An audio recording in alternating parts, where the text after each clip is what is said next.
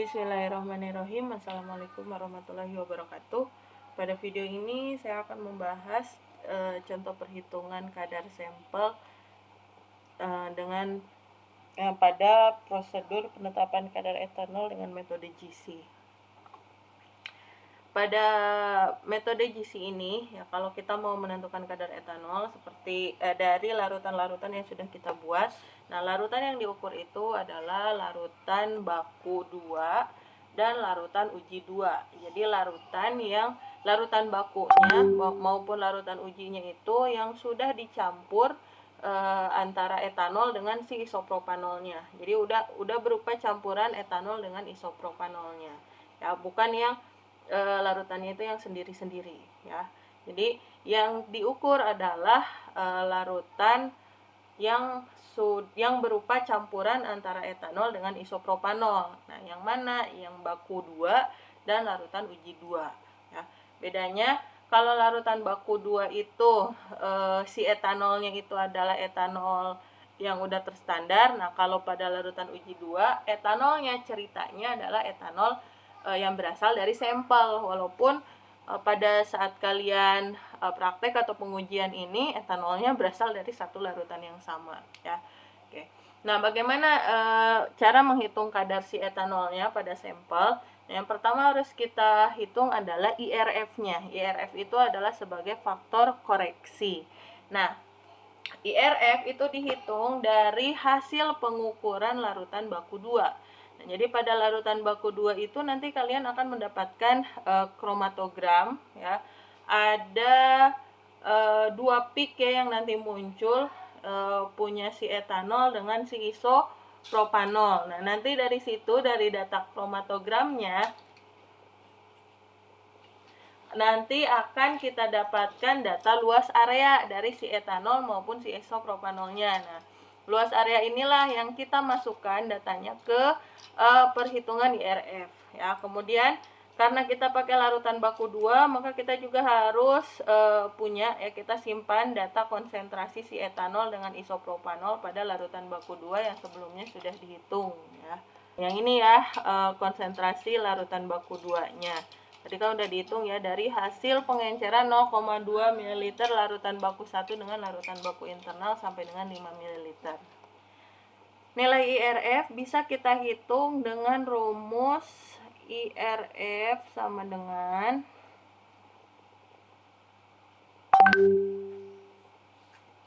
rumusnya itu luas area, ya, luas area kontrol si isopropanol, ya, saya tulisnya L iso, itu luas area si isopropanol dikali dengan konsentrasi etanolnya dibagi konsentrasi isopropanol dikali luas area si etanol, ya. Kita masukin angkanya. Luas area isopropanol itu 151,73882 dikali konsentrasi etanolnya 0,07976 dibagi konsentrasi isopropanolnya itu 0,07984 dikali luas area si etanol 28,07257, ya, yang ini. Oke, dihitung, didapatkan nilai IRF-nya itu adalah sebesar, ya, kalian hitung pakai kalkulator, 5,3993, ya.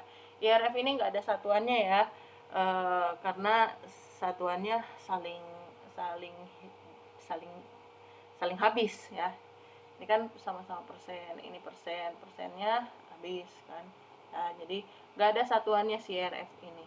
Nah, IRF ini adalah sebagai faktor koreksi yang kita pakai untuk menghitung kadar si etanol, ya. Jadi dengan rumus yang sama kita nanti akan menghitung konsentrasi si etanolnya. Nah, karena IRF-nya udah diketahui, kita bisa nih menghitung konsentrasi si etanolnya, ya.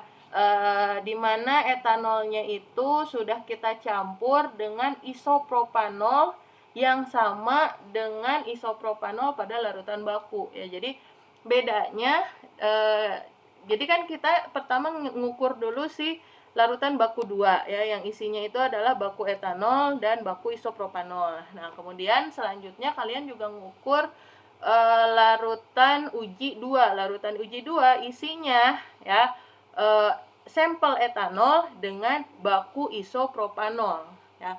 Nah, di mana pada saat kalian ngukur larutan uji 2 ini nanti sama ya seperti pada larutan baku 2, didapatkan data luas area ya pada kromatogram ya, baik luas area etanol maupun isopropanol. Nah, datanya misalnya seperti ini ya, ini etanol luas areanya segitu, kemudian isopropanol luas areanya segini. Nah, kemudian konsentrasi isopropanol pada larutan uji 2-nya itu segini ya. Ini kan yang tadi sudah kita hitung ya, konsentrasi isopropanol pada larutan uji 2-nya. Di sini ya, nilai konsentrasi si isopropanolnya.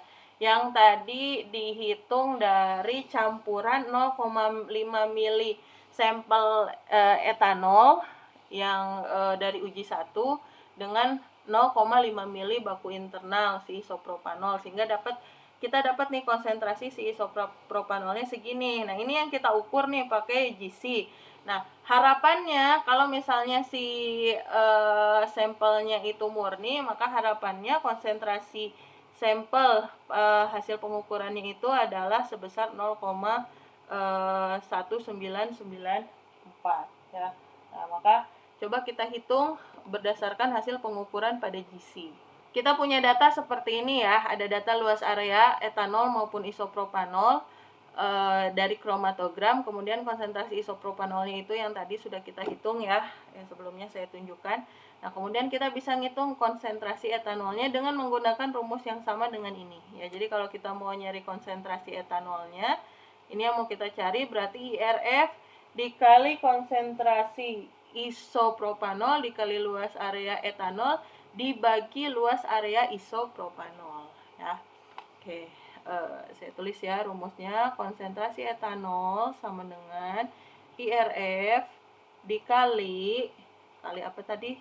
Ini ya yang di bawah ya. Konsentrasi isopropanol dikali luas area si etanol dibagi luas area isopropanol ya. Kita masukin deh angkanya IRF-nya, didapat dari sini ya. Ini faktor koreksi yang sudah kita hitung tadi, 5,3993. 5,3993 dikali konsentrasi isopropanolnya yang ini 0, ini 0 ya. 1996 dikali luas areanya etanol yang ini 59,70937 dibagi luas area si isopropanol nih yang ini 397,16534 ya, sehingga didapatkan konsentrasi etanolnya itu ya, kalau kalian hitung dengan kalkulator yaitu sebesar 0,1620%.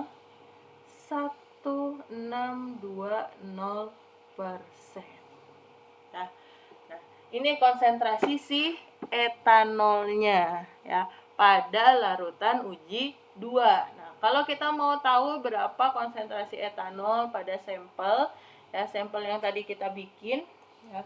Sampel yang kita bikin itu kan tadi di awal kita bikin sampelnya itu 2%. Nah, sampel yang 2% itu kan kita encerin ya, diambil 0,5 mili kemudian diencerkan menjadi 5 mili.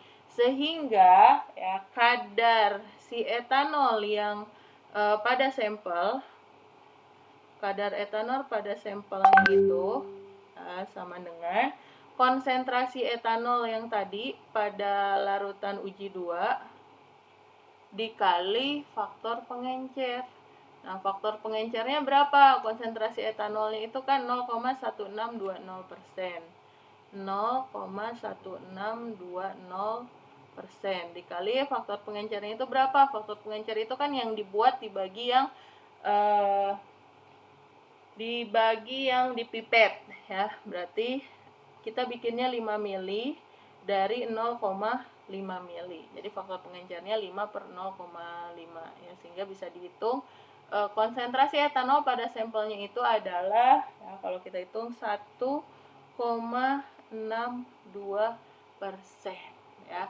Sedangkan harusnya ya konsentrasi etanolnya itu adalah mendekati 2%, 1,994%, seharusnya segini. Nah, nilai konsentrasi yang didapatkan pada hasil pengukuran dengan data yang ini ya, pada larutan uji 2 luas areanya ini, pada larutan bakunya luas areanya ini, ternyata nilai konsentrasi etanolnya itu adalah 1,62% ya. Lebih kecil dari yang seharusnya. Nanti kalian bisa juga ya ngitung faktor persen kesalahan atau persen ketelitiannya ya. Kalau nyari persen ketelitian ada tinggal yang 1,62 dibagi 1,994. Nanti bisa dapat persen ketelitiannya berapa. Kalau misalnya jauh dari 100% berarti ketelitiannya kecil ya. Yang paling bagus adalah nilai persen ketelitiannya itu mendekati 100% ya.